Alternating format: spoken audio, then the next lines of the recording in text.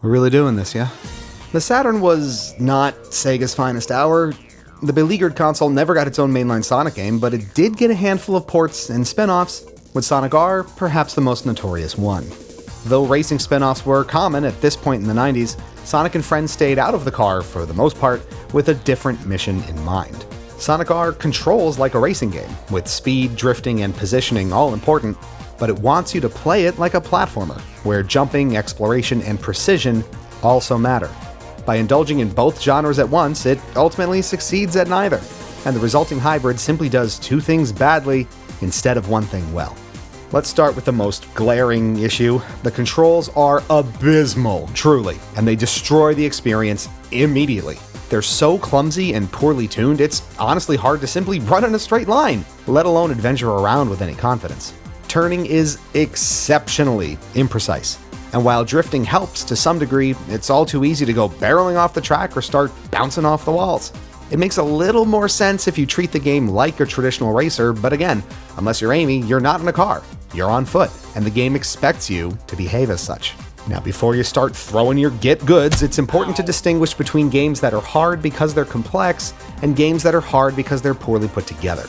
High skill floors, even in casual games, are fine if they come by way of mechanical depth or a broad feature set. High skill floors because of bad controls are not okay, and Sonic R is a textbook example of the latter. Anyway, multiple tokens are scattered throughout the tracks, and collecting all of them enables you to race against a multitude of hidden characters to unlock them, including the absolute legend that is Tails Doll. Separately, 7 Chaos Emeralds are also hidden away, but in this case, just collecting them isn't enough. You need to finish in first place to keep them. Exploring and finding them often takes you to far-flung areas of the tracks, so emerald hunts often result in scrambling to catch back up to the head of the pack. Even with these collectibles though, the game is shockingly bereft of content. See this screen? This looks like just one cup or series of tracks out of many, right? Wrong! The meat of the game takes place across these 5 tracks. That is it. 5! Sonic R falls well behind its contemporaries in this regard. Mario Kart 64 had 16 tracks. Diddy Kong Racing had 20. Even if this game's courses are more elaborate, 5 tracks simply isn't enough. You can't really make a quality over quantity argument here either. Track layouts, while dense and littered with unlockable shortcuts, are confusing. Inclines are often too steep for the camera to show what's coming, and the game will sometimes warn you that you're going backwards when you're correctly following the track. Some environments do a very poor job of delineating what's track and what's set dressing, so if you start exploring as the game insists you must, you're likely to get lost quickly. As an added bonus, there's somehow no way to move in reverse, so if you do get lost and stuck in a corner or something, you need to slowly, painstakingly turn around and get moving again. The only real positive Sonic R has going for it is its visuals, but make no mistake, they are a positive. Tracks are richly detailed with commendable texture work, and they serve as a pretty good demonstration of what the Saturn was capable of.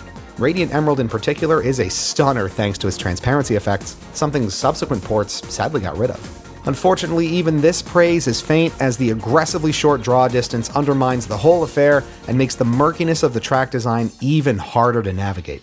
The camera also clips through the surroundings constantly, which heavily contributes to how rough the whole game feels. And then there's the soundtrack. Oh god, we gotta talk about the soundtrack! This might be one of the most baffling creative choices in a game from this generation.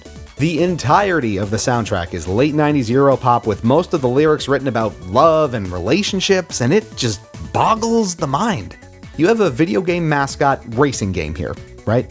And we're singing about the struggles of dating in a big city and swooning over our lover? It doesn't connect to the gameplay. These are not songs that you play in a racing video game. These are songs you play in the background of Sex and the City or something. Wait.